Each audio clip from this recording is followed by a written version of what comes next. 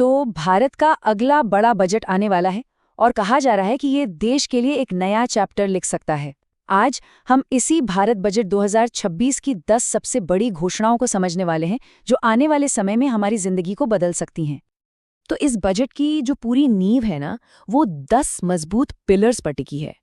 और इस पूरे विश्लेषण में हम यही देखेंगे कि ये पिलर्स मिलकर इकोनॉमिक रिफॉर्म्स को एक नई दिशा, एक नया मोड़ कैसे देते हैं। अच्छा, इन 10 पॉइंट्स को और भी आसानी से समझने के लिए हमने इन्हें 3 मेन हिस्सों में बांट दिया है। पहला हिस्सा है एक नए और मॉडर्न इंडिया की नींव रखना। दूसरा, देश के इकोनॉमिक इंजन को रफ्तार देना। और तीसरा, वो रिफॉर्म्स जो सीधे सीधे हम सब पर असर डालेंगे। तो चलिए फिर शुरू करते हैं। हमारा पहला और सबसे जरूरी हिस्सा है एक मॉडर्न इंडिया की नींव रखना। जरा सोचिए, एक ऐसा भारत जहां सड़कें, रेल, इंटरनेट सब कुछ आने वाले कल के लिए तैयार हो। तो इस सेक्शन में हम उन 4 बड़े पिलर्स पर नजर डालेंगे जो भारत के काम करने और आगे बढ़ने के तरीके में, आप कह सकते हैं, एक क्रांति लाने का वादा करते हैं। और इस नई नींव की शुरुआत हो रही है हमारे सफर करने के तरीके में एक बहुत बड़े, एक मैसिव बदलाव के साथ।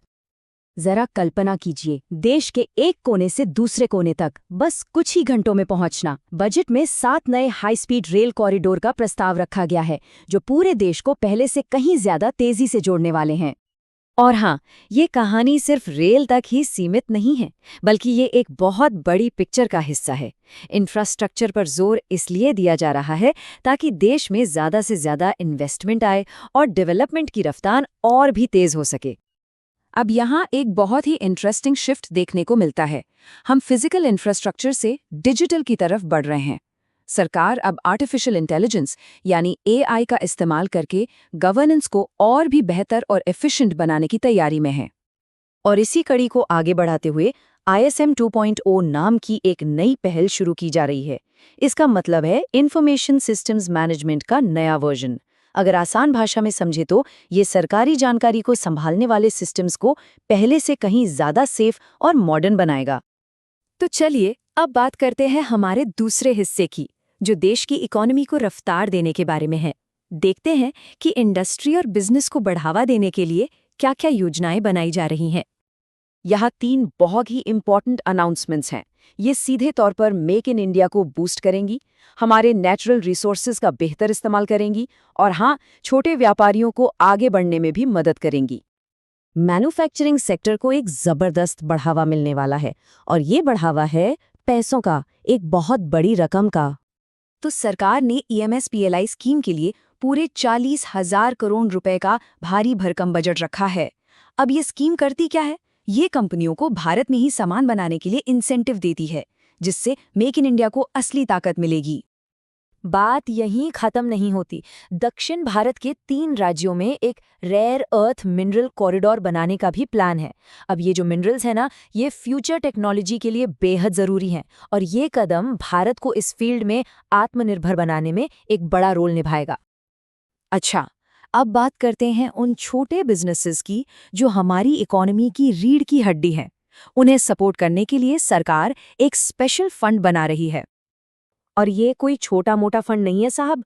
पूरे 10,000 करोड़ रुपए का ये फंड देश के लाखों छोटे और मझोले व्यापारियों को आगे बढ़ने और अपने सपनों को हकीकत में बदलने में मदद करेगा।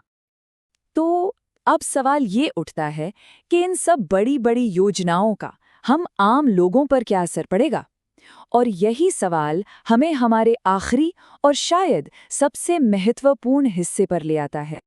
तो इस सेक्शन में हम उन 3 बड़े बदलावों की बात करने वाले हैं जो सीधे हमारी जेब, हमारी जिंदगी और हमारे समाज पर अपना असर डालेंगे। तो देखिए, पैसों के मामले में 2 बड़े बदलाव आ रहे हैं। पहला, 2026 से एक नया इनकम टैक्स कानून लागू होने वाला है जो टैक्स भरने के नियमों को काफी हद तक बदल सकता है। और दूसरा, कस्टम ड्यूटी में राहत देने की बात है, जिससे विदेश से आने वाला कुछ सामान शायद सस्ता हो जाए। और आखिर में एक बहुत ही जरूरी सोशल इनिशिएटिव, गर्ल्स हॉस्टल योजना। इसके तहत देश के हर एक जिले में लड़कियों के लिए एक हॉस्टल बनाया जाएगा। ये कदम लड़कियों की पढ़ाई और उनकी सुरक्षा को बढ़ावा देने में, यकीन मानिए, एक मील का पत्थर साबित हो सकता है। तो चलिए अब इन सभी टुकड़ों को एक साथ जोड़कर देखते हैं कि ये पूरी पिक्चर आखिर दिखती कैसी है। इन 10 पिलर्स के पूरे विजन को एक नज़र में समझते हैं। तो सड़कों और ट्रेनों से लेकर फैक्ट्री और टैक्स रिफॉर्म्स तक ये 10 पॉइंट्स मिलकर एक ऐसी कॉम्प्रिहेंसिव इकोनॉमिक स्ट्रैटेजी बनाते हैं जो देश के लगभग हर पहलू को छूती है। तो कुल मिलाकर देखें तो ये सिर्फ कुछ घोषणाएं नहीं है, बल्कि एक नए भारत का एक बहुत ही एम्बिशियस रोड मैप है जो आने वाले सालों में देश की दिशा और दशा तय करेगा। लेकिन असली सवाल तो अब भी वही है, इन सभी बड़े बदलावों में से वो कौन सा एक बदलाव होगा जो 2030 तक भारत पर सबसे गहरा, सबसे बड़ा असर डालेगा।